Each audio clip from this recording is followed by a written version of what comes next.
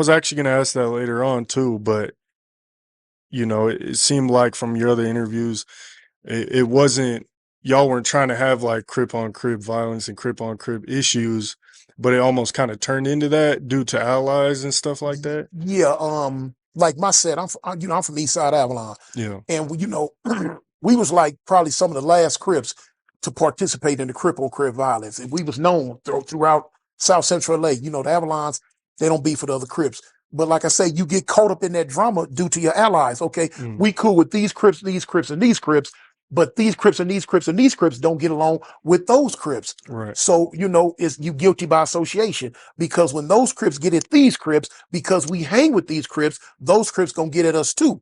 And so when you get at us, we gonna get at you back. Next thing you know, we at war with Crips too. Right. Okay. Is there like a way?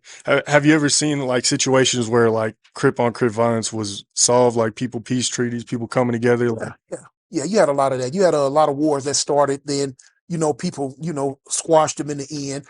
It's hit or miss. yeah. It's hit or miss. Sometimes you got older heads, cooler heads that can prevail. Sometimes you got them the young lokes that don't want to hear it. They ain't going for it. Right. No matter what the OGs say, them youngsters, when they go off and in their cars and going on about their business, they gonna do whatever they want to do. Mm, And so now it's to the point now, it's so messed up now. The whole thing is so messed up now to where right. there's ain't no rules and regulations no more. Right. The youngsters don't like the old school heads no more.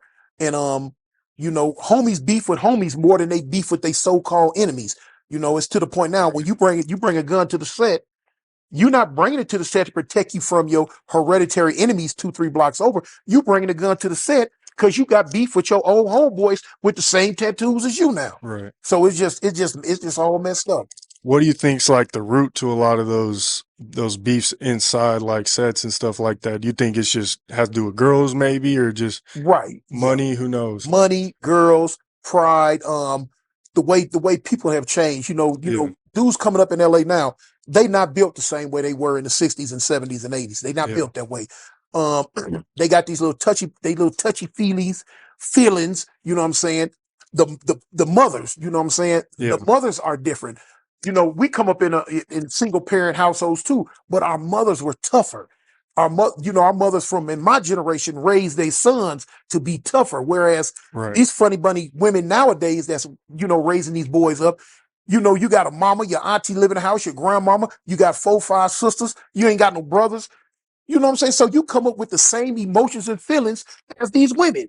So now when you do happen to get out in the streets and you get socked in the head or pushed around or fired on or talked about, you react in a weird way because you got these funny bunny emotions in you.